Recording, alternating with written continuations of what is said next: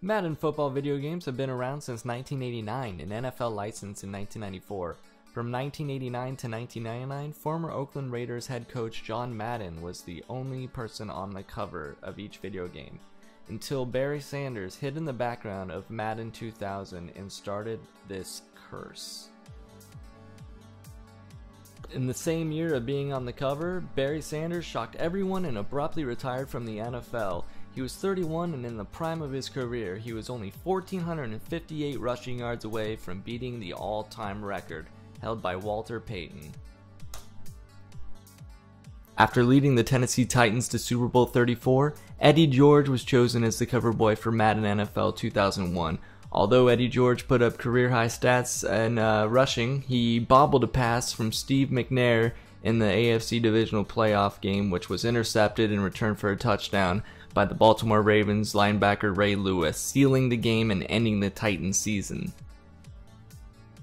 Minnesota Vikings quarterback Dante Culpepper's impressive NFL debut in the 2000-2001 season led his team to the NFC Championship game, landing him on the cover of Madden 2002. In the 01-02 season, however, Culpepper just accumulated 4 wins in 11 games before suffering a knee injury and missing the last 5 games of the year. The Vikings finished the season 5-11. St. Louis Rams found themselves in the Super Bowl twice in the previous 3 years, much thanks to the running back Marshall Faulk's explosive rushing and receiving ability. In the 02-03 season, Faulk's rushing yardage went below 1,000 yards for the first time in 5 seasons. He never gained 1,000 yards since being on the cover of Madden NFL 2003. Vick led the Atlanta Falcons to the playoffs with a record of 9-6-1 in the 02-03 season, landing him on the cover of Madden 2004.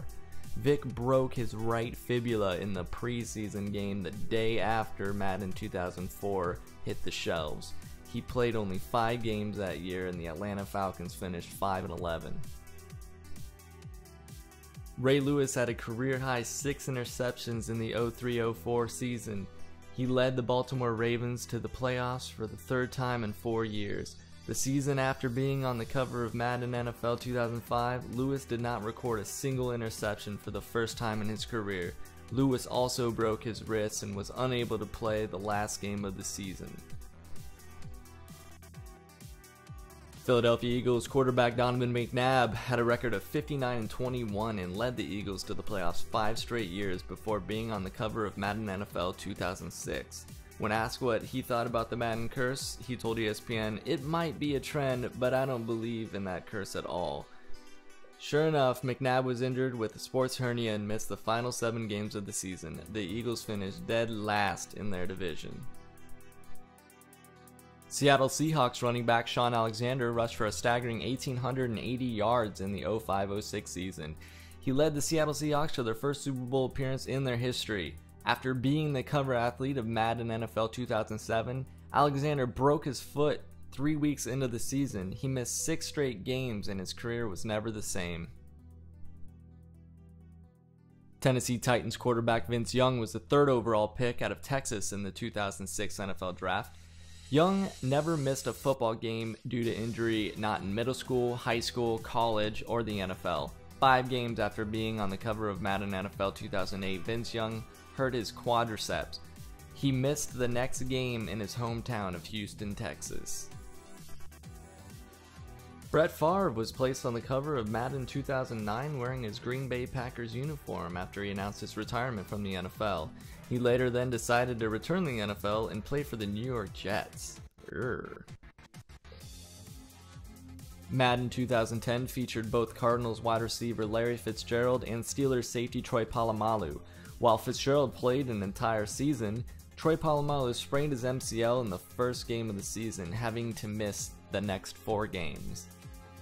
After winning the Super Bowl the previous season, New Orleans Saints quarterback Drew Brees was the cover boy of Madden 2011. In the 2010-2011 season, Drew Brees threw a career-high 22 interceptions. The cover athlete of Madden 2012 was voted and selected by fans.